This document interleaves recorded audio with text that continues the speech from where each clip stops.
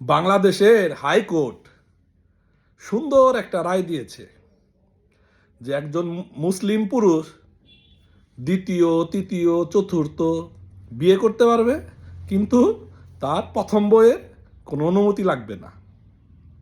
আমার তো মনে হয় যে এই রায়টি আমাদের আপুদের খুশি হওয়া উচিত। কেন খুশি হওয়া উচিত? যে তারা এই জুলাই আগস্টের আওয়ামী লীগ সরকার পতনের আন্দোলনে তারা তো একদম ওন্না মাজায় বেঁধে তারপরে নামছিল। নাইমা বড় বড় গলায় চিল্লাইয়া বলছে যে আমাদের কোটা লাগবে না, আমি নারী, আমি বলছি আমাদের কোটা লাগবে না।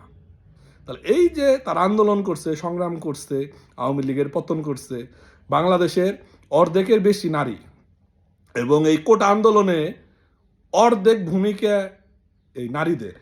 এই নারীরা যদি রাস্তায় না নামতো, আজকে আওয়ামী লীগ সরকারের পতন ঘটানো এত তাড়াতাড়ি সম্ভব হইতো না। তাহলে আজকে এই ইউনূস সরকার ক্ষমতায় বসার পর থেকে এই নারীদের জন্য কি করছে, তাদের জন্য কতটুকু সম্মানের জায়গা রেখেছে, যে আজকে এই দেশে পুরুষরা বিয়ে করবে প্রথম বইয়ের কোনো অনুমতিই লাগবে না, অনুমতি ছাড়াই তারা বিয়ে করতে পারবে। তাহলে এই জায়গায় নারী সম্মানটা রইল কই? অবশ্য এইসব আইন কানুন এখন তো বাংলাদেশটা চলতেছেই মোল্লাদের জন্য, মোল্লাদের উপরে নির্ভর করে বাংলাদেশটা চলতেছে।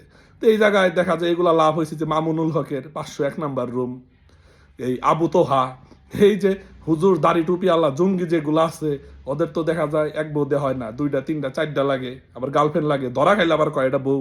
তাহলে এই যে বউয়ের অনুমতি না নিয়ে এই যে কয়দিন আগে আবু তোহার বউ মামলা করছিল, তো এই সব কিছু মিলে এই মোল্লা হুজুরদের জন্য, এই জঙ্গিদের জন্যই হয়তো ভাই এই আইনটা পাশ করছে। তাহলে এই নারী আপুদের কি হবে?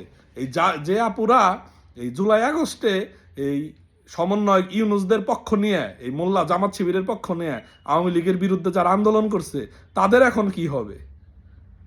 তাহলে এই যে আওয়ামী লীগ সরকার থাকা অবস্থায় তো নারীদের শেখ হাসিনা যে সম্মান দিয়েছিল, সেই সম্মান কি এই ইউনূস এই মেয়েদের দিচ্ছে, বাংলাদেশের নারীদের দিচ্ছে? দেখেন, এটা আপনাদের উচিত শিক্ষা, নারীদের জন্য এটা উচিত শিক্ষা হয়েছে, আইন করছে না, এটা আপনাদের এটা দরকার ছিল। আর আন্দোলন করেন, রাস্তায় নেমে আওয়ামী লীগের বিরুদ্ধে আরো করেন আন্দোলন।